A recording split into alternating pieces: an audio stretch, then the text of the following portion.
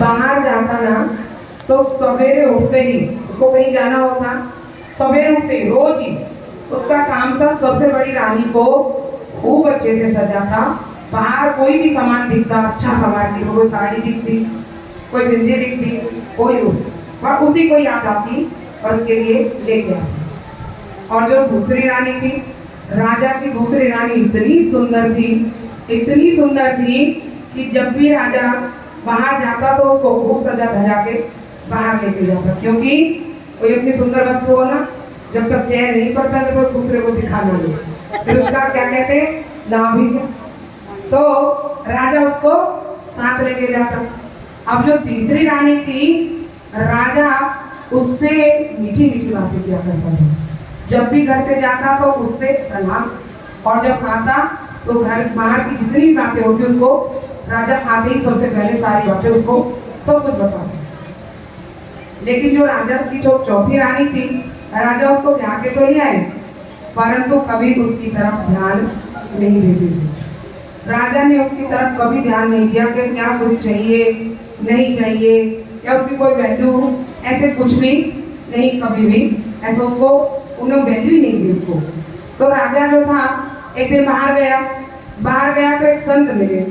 तो संत ने उनसे कहा, राजा तुमने खूब धन कमाया है, राजा अब तुम्हारा अंत समय आ गया, तो अब देखो जिसे तुम साथ लेना चाहते हो तुम्हारे चार रानी है, तो पूछ लो किसको तुम साथ लेके जाना चाहते हो। राजा तो घबरा गया, लेकिन फिर भी घर आकर, चलो हमें तो ये नहीं पता, हम अपने 7 पल में खत्म होने वाले, उसको तो पता थी तुम 7 दिन के अंदर मर जाओगे, 7 दिन के अंदर मर जाओगे। अभी राजा आया, सबसे पहले जिससे के लिए इतने साड़ी सूट खरीद के लाता था तो उसी से तो पूछेंगे। तो राजा ने कहा, रानी मेरा समय आ गया, क्या तुम मेरे साथ चलोगी? तो रानी ने जवाब दिया, मैं एक कदम भी तुम्हारे साथ नहीं जा सकती। राजा को तो बड़ा झटका लगा, मतलब जीवन भर जिसको सजाया संवारा, खूब खिलाया पिलाया, वही साथ नहीं जाएगी। अभी दूसरी रानी के पास गए, दूसरी रानी जो बड़ी सुंदर थी और खूब नगर घुमाया उसको, तो उससे पूछा, देखो इन 7 दिनों के अंदर मैं जाने वाला हूँ भगवान के घर, क्या तुम मेरे साथ चलोगी? तो उसने कहा, नहीं मैं इतनी सुंदर, आपने मुझे खूब दुनिया दिखा दी है, मैं आप जाओगे मेरे लिए तो लोग झोली बना के खड़े, मैं दूसरी शादी कर लूंगी। राजा को बड़ा झटका लगा, ये तो और भी गद्दार नहीं थी। अभी तीसरी रानी के पास गए, खूब मीठी मीठी, वो थोड़ी बुद्धिमान लगती थी इनको, खूब मीठी मीठी बातें किया करते थे, आते जाते समय खूब सलाह भी दिया करते थे। उससे पूछा कि देखो इस 7 दिन के अंदर मैं मरने वाला हूँ, क्या तुम मेरे साथ चलोगी? तो तीसरी रानी ने कहा, हाँ चलिए। थोड़ी तसल्ली, तो सिर्फ दरवाजे, अब दरवाजे तक भी चलना हुआ। तो राजा तो निराश हो गए। अभी चौथी रानी के पास किस मुंह से जाए, कभी कोई वैल्यू तो दी नहीं उसको, कभी ध्यान तो दिया नहीं उसके साथ, लेकिन फिर भी सोचा पूछ लेता हूँ। तो चौथी रानी के पास गए और कहा कि रानी मैं 7 दिन के अंदर मरने वाला हूँ, क्या तुम मेरे साथ चलोगी? तो रानी ने कहा, मैं जन्म मृत्यु मरण तक, जब जीवन भर मरते दम तक, जब तक आप कहोगे मैं तब तक आपके साथ रहूंगी।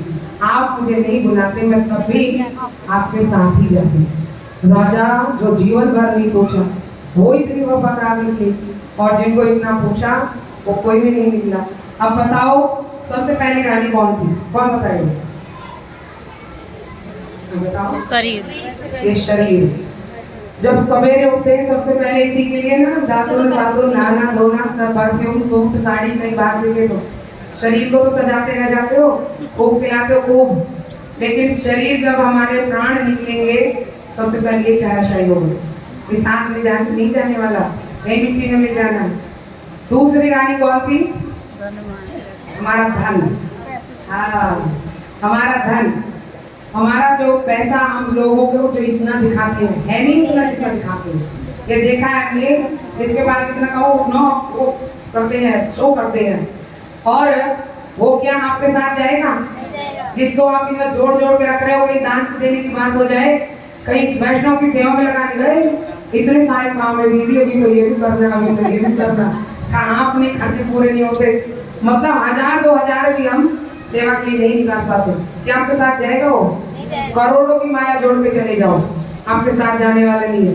हमने स्वयं देखा, एक बार एक गांव में हम गए थे कुल्ला करने, जान तो बड़ों तो हमने देखा तो जैसे भीड़ बहुत हो गई तो हम तो ऐसे थे जैसे खास रिश्तेदार नहीं थे, तो हम जो बूढ़ा जाम मारा था ना वो बेड के पास हम बैठ गए नहीं करते। तो अभी तो हाय दैया रे मैया करके उसकी पोतियां रो रही थी, पोते पोती सब। और अभी जो बाबा को उठाकर लेके गई ना, तो वही लड़की अंदर आई और बाबा की सारी अलमारी खोल के सब देखा। हम देख रहे थे, लेकिन उनको पता नहीं था कि कौन है क्या है।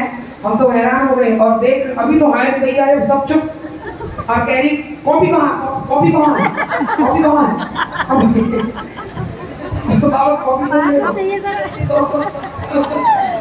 काफी टैग की काफी ढूंढ रही थी वो।